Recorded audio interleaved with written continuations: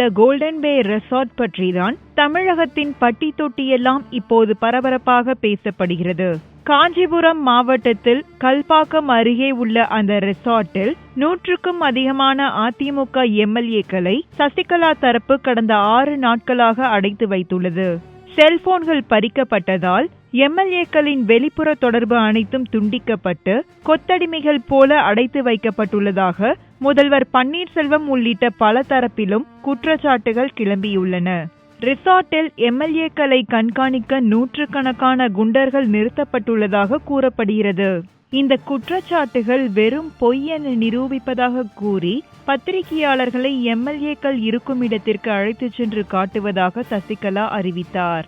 அதன்படி கூவத்தூரில் திரண்டிருந்த பத்திரிகையாளர்கள் ஞாயிறு மாலை ரிசார்ட்டினுள் அனுமதிக்கப்பட்டனர். ஆனால் சசிகலா பேட்டியளித்த ஹாலுக்குள் நிருபர்களுக்கு அனுமதி மறுக்கப்பட்டது. வீடியோ கேமராமேன்கள், புகைப்பட கலைஞர்கள் மட்டுமே அழைத்துச் செல்லப்பட்டனர். அவர்கள் கூட மொத்தமாக அழைத்துச் செல்லப்படாமல் ஒவ்வொருவராக அழைத்துச் செல்லப்பட்டனர். கடும் சோதனைக்கு பிறகே ஒவ்வொருவரும் 5 குண்டர்கள் புழைசூழ அழைத்துச் செல்லப்பட்டனர். விளக்கு வசதி இல்லாத இருட்டான வழியில் புகைப்பட கலைஞர்கள் கூட்டிச் செல்லப்பட்டனர். எம்எல்ஏக்கள் இருந்த ஹாலை அடையும் வரை ஒவ்வொரு பத்திரிகையாளரும் பயந்தபடியே சென்றுள்ளனர். சசிகலா பேட்டியின் போது புகைப்படதாரர்கள் கேள்வி கேட்க அனுமதி மறுக்கப்பட்டது. அதையும் தாண்டி ஒரு புகைப்பட கலைஞர் கேள்வி கேட்டபோது வாயை மூடு என ஒரு அமைச்சர் சத்தம் போட்டு கத்தி அடக்கியுள்ளார்.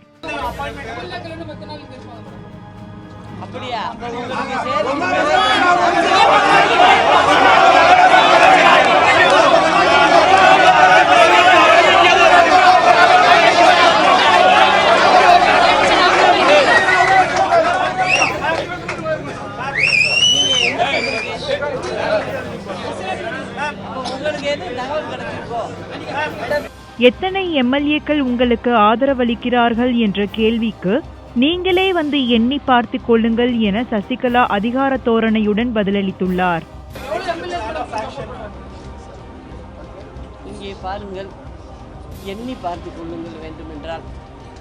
எம்எல்ஏக்களை சுற்றி 100 குண்டர்கள் நிற்கும் போது எந்த பத்திரிகையாளருக்கு தான் தைரியமாக போய் தலைகளை எண்ணும் துணிச்சல் வரும்? பேட்டி முடிந்ததும் வெளியில் வந்தால் போதும் என்ற திக் மனநிலையில்தான் பத்திரிகையாளர்கள் இருந்துள்ளனர்.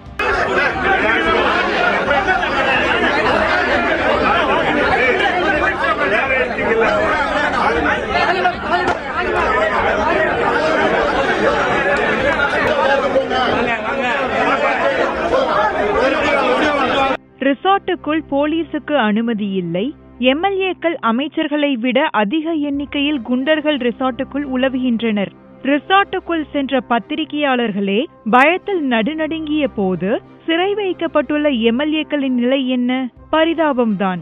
எம்எல்ஏக்கள் சுதந்திரமாக இருப்பது உண்மை என்றால் குண்டர்கள் எதற்கு என்பதுதான் தமிழர்களின் மனதில் எழும் $1 மில்லியன் கேள்வியாக உள்ளது.